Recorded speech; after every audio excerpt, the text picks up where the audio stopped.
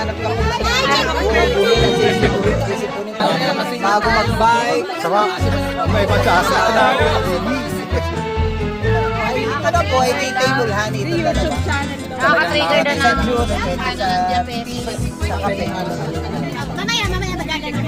Ayan, kaya po madikit, gawa po ng na-propolis niya ito. Yung propolis, yung pinagbaan.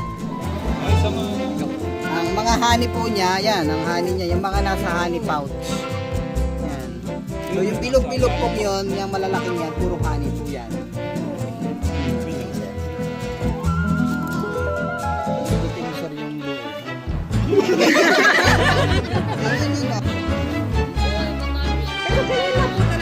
Sa mga baby pong ganyan, yung mga may hika, gusto nyo patabahin,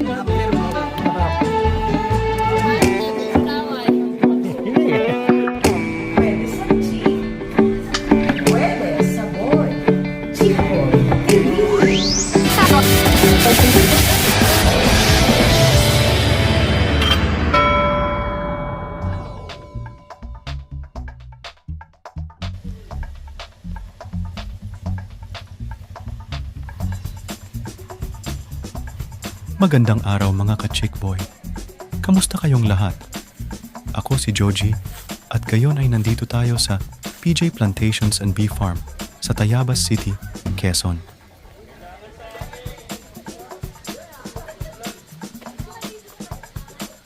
Sobrang saya ng aming pagbisita dito bilang bahagi ng aming Corporate Social Responsibility o CSR.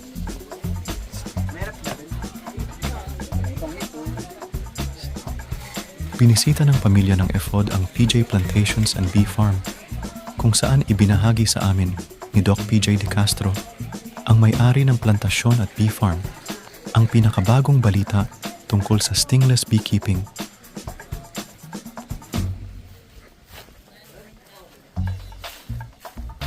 Nagsimula sa isang edukasyonal na paglalakbay sa mundo ng pag-aalaga ng mga bubuyog. Pinangunahan tayo ng ating eksperto sa pagpapalakad ng puok ng mga bubuyog na si Dr. PJ, kung saan tayo'y nagkaroon ng immersion sa mga komplikasyon ng pag-aalaga ng apiary, produksyon ng pulot, at ang mahalagang papel ng mga bubuyog sa pananatiling abot kamay na agrikultura o sustainable agriculture.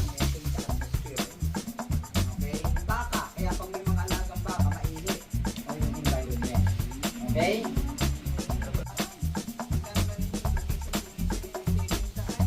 Kahit nga po ko hindi makapili, ako napili talaga eh. Okay, so environmentally responsible, support the sustainable agriculture, lalo-lalo na ho ang pag-reduce. PJ Plantations and Bee Farm po, walang utang sa Meralco. Okay, alam niyo po kung bakit? May utang pa po ang Meralco sa akin because this is a solar-powered farm. At the same time, ang tubig po dito nanggagaling din po sa langit. Yung pong station na yon, yun po 20 feet na rain catcher. Okay, yung pong sa lulo na yan, yung po yung magdadala ng tubig sa ilalim. And then yung rain catcher na yan, ipinapump po ng poso dito. Hindi po ako nagbutas ng aquifer or kumuha sa groundwater. Yung balon po doon, wala lang pong tubig ngayon. Yan po ay lahat ng tubig na bumabagsak sa aking bubong, including the vermicomposting facilities at saka yung pang tubig ko sa baboy, okay, dun po sa dulo. Although hindi ko naman po palaging pinaliliguan yung aking baboy doon, yun po ay tubig ulan lahat. Okay, so kasi ang tinuturo ko po dito is sustainable agriculture at saka po beekeeping, tapos hindi naman makikita ng bisita. But to claim, siguro po may disclaimer na konti, but to tell you, I think this is the first and the only sustainable farm, or should I say off-grid farm in Quezon Province. So to tell you, and ipagmamalaki ko na rin po, mamaya po matitikman naman ninyo because we'll be having a honey tasting. Okay? Yung pang gusto pong bumalik for tent and camping, yung mga pamilya po ninyo na isasama ninyo asawa at anak to explore yung experience po ng farm in a day. Libre po ang PJ Plantations and Bee Farms accommodation. Libre ho lahat. almost 3 decades. So magte 3 decades na po akong teacher sa Inverga University. Yan. Ay, yung mga panahon nung nung po mga siguro grupo ng mga ito, baka ako yung pinakamataray pa noon. Panahon. Pero ngayon no, hindi na. Yan po yung sining ko yun. Ano ang batch mo? Si Dioya. Ha? So ano po ang aking ating pong pag-uusapan, nakalista ko dyan, the issues and concern, the definition, a simple definition po ng sustainable agriculture, the practices, and I will tell you a little information about this, and hopefully maging business na rin po ninyo in the future. Okay? Yeah, just recently, ang naka-witness ho yung dalawang nagpunta dito kahapon. Yesterday, I was visited by 3 foreigner from Nepal. Ang isa po is ambassador ng Nepal. Nakita nila kahapon. So, bumili po ng honey. Kasi wala silang honey doon. Ang honey nila, yung po bang nakikita niyo sa YouTube na nasa wall na nakakahilo. Yun. Kasi po, yung mga bees nila nakakakuha ng marijuana. Pero yun din po yung aking inaay ngayon because I want to create a medicinal honey na ang tawag po is cannabis honey. Or, hindi po para sa lahat, or ano nga po yun, Parkinson's and epileptic patients. Maganda po yan. Kaya po sa Canada, and I've been there last year, kasi meron din po kaming farm doon sa Medicine Hat, sa Alberta. Ang intention po niya is pollination of canola. Ang amin pong ginagawa doon is pollination ng 100 hives for almost more than 20 or 30 acres lahat. Plantation po ng canola. Pero season, yun po nakakontract po sa amin ng 2 million per season.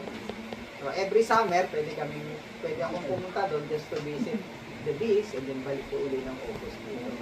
Pagka po malamig na, nabalik na ako dito. Pasama po. Kaya niya magbigay ng 30 kilos per year na harvest. Okay? We have Apicirana or atin pong liguan or dito po sa Tayabas ang tawag ay naiwan.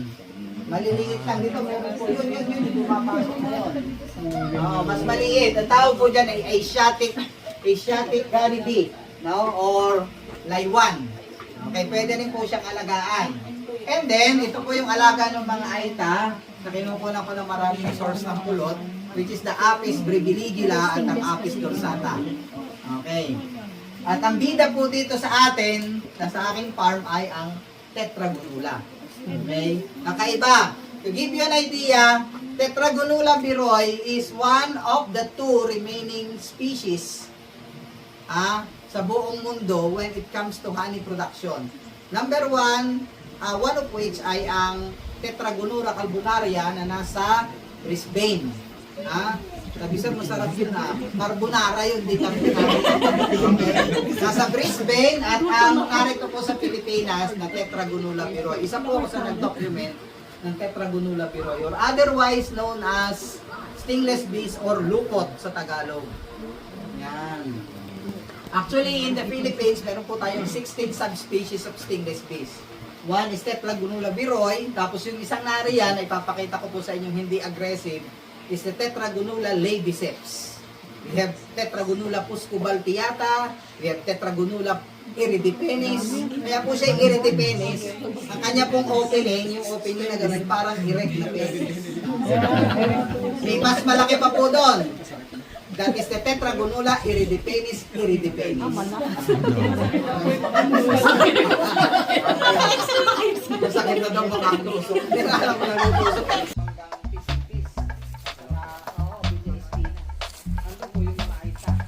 Malaking pasasalamat ang aming grupo kay Doc PJ. Mainit ang kanyang pagtanggap at pagbibigay ng kaalaman sa aming grupo.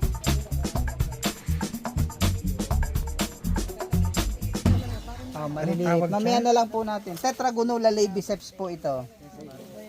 Everything Quezon is Power by. So, ang tawag po dito is munggo-munggo. Ano po ulit? Kung siya yung munggo-munggo, para ang expected doon ninyo, para po bang isinabog na balatong yung bahay.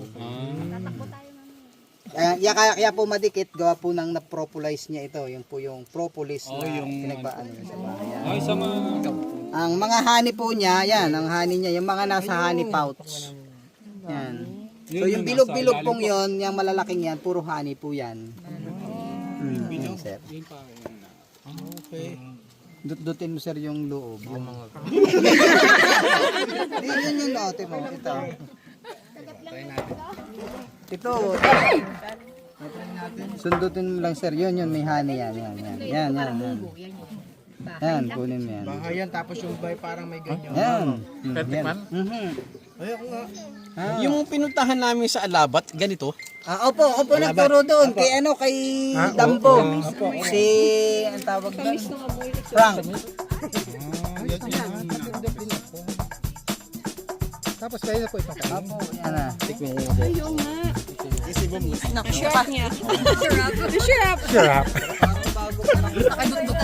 Mahina. Pero ganyan lang po talaga sila Sa mga baby pong ganyan, yung mga may hika, gusto nyo patabain after meal.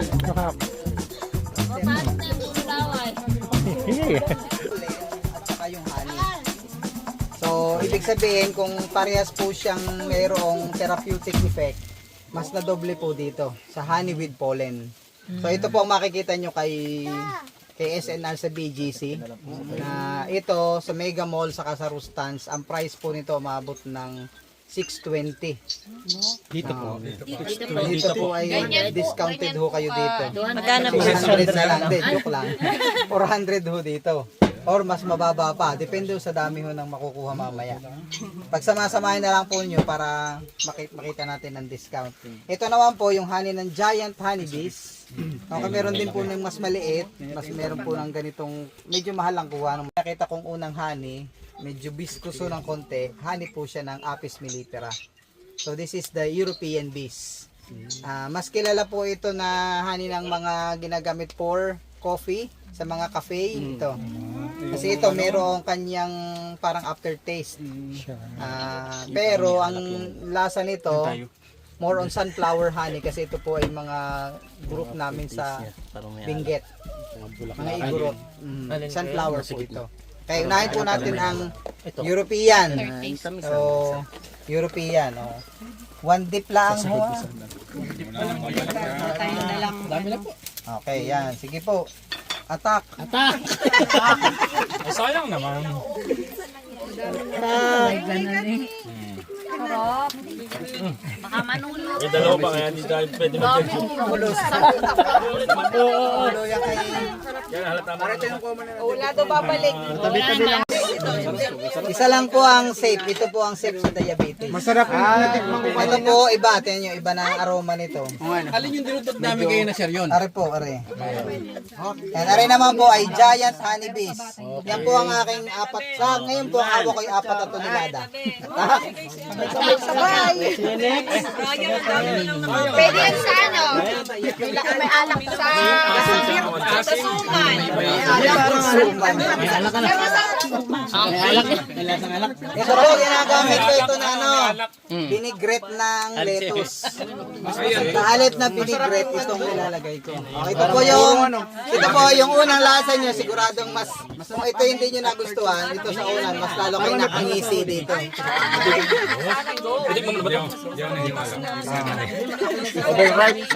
Yan po ang stainless base with honey, with pollen. Dandahan. Nagalaw din ng ano eh. Oy, sisilo. Ngimit din. Ayaw nga, asip. Parang may vinegar na siya, no? Pero masarap Kaya pang vinaigrette. Cold cup. Alin po yung sa ano, sa phosphate? Yan po mababa ang glycemic Sa index. phosphate, alin po? Anti-inflammatory. Sa testosterone. Jojo, bumili nga. So, nataas ng count ng testosterone. Yun! Dito tayo, dito.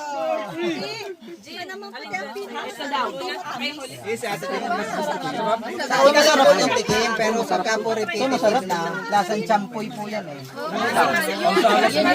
Kahit madami ka kainin. Hindi, 1 teaspoon lang sir. Magpapalpitin per day po. Per meal, before meal.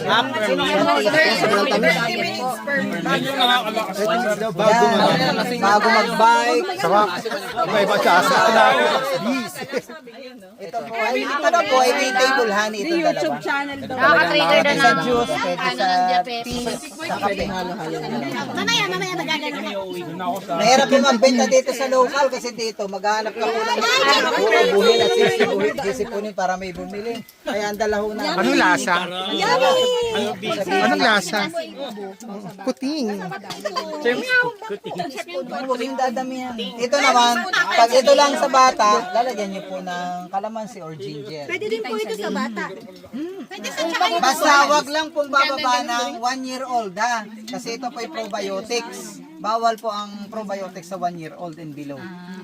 Basta po 1 teaspoon lang. A day. 3 times Tapos, a day. 3 times a day. warning ho ha. 3 times a Pag day. po kayo may allergy ng konti sa... Wala pa po nga nangangas yung lalamunan. Kasi meron po allergy sa histamine, sa mga seafood. Hindi. Utay-utay lang ho ha, utay-utay lang. Pagka po naramdaman nyo nangangati, wag na po nyo ituloy dito na po kayo sa part na yun. Sir, 3 times a day after meal daw po. 3 times a day. Before meal. Pag before meal, it reduces your weight. Pag Ay! after meal, yan po ay mag-i-increase ng timbang. Kasi ang 1 tablespoon of honey is equivalent to 1 cup of rice. Ay, how many minutes before meal? 30 minutes. Lahat ba yan sir? Lahat po. Kasi lahat po ng honey, mayroong tinatawag na appetite suppressant. May appetite suppressant. Yung inyong utak, sasabihin niya, hindi na kayo kakain dahil kayo Ay, busog na ba kayo? Baka na yung pagkain niyo.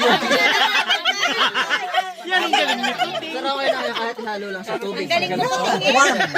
Warm. Boiling na. Alin yung Pero ang ano po, dapat not more than 60 degrees ha, kasi mamamatay po yung enzyme. Hindi pwedeng boiling, hindi pwedeng boiling water. Huwag po. Pagka nag-boil, i-warm ho nyo ng konti pa. Kasi pagka po sumobra sa 65 degrees, yung enzyme niya mamamatay.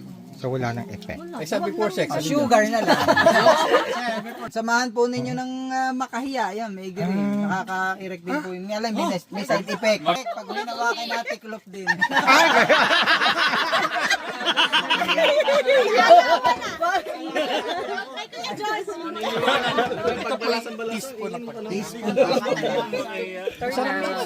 Masarap po yan sa unan. Tikim lang unin yung talaga. Hindi ba ako sa alaban. Mabuhay po kayo, Doc PJ. Sana ay masundan pa natin ang ganitong uri ng mga pagbisita para sa mas magandang kinabukasan ng ating komunidad. Dali. Ikaw.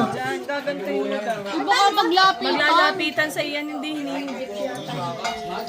Sige. Sige, Maglalapitan sa hindi. iyo. Sige, hindi. Ayan o, ayan na. Oh, eh? Oo nga, ayan daw o. Malawag. Nabibingi na yung mga bubuyo.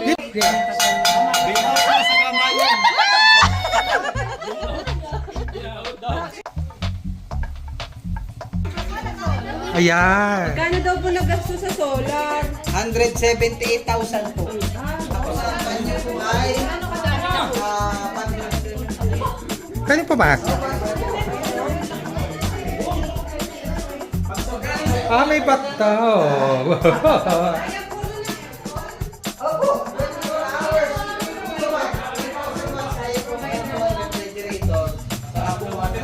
Tapos ito.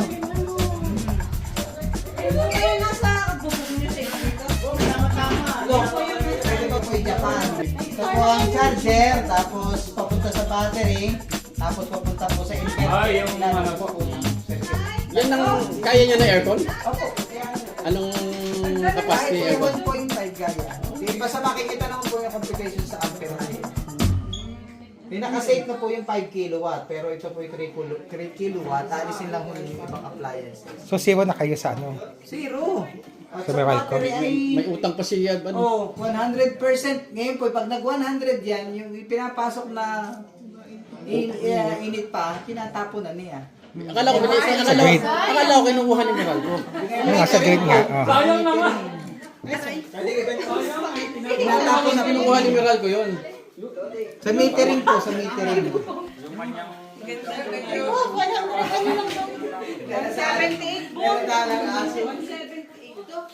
Salamat sa pagtutok at huwag kalimutang mag-subscribe para sa iba pang mga kwento at paglalakbay. Maraming salamat sa panonood. Hanggang sa susunod na vlog. Pag hinog na, pula. Paalam. Violet. Oy, rugby, wag ka sasama. Madami po yung kita.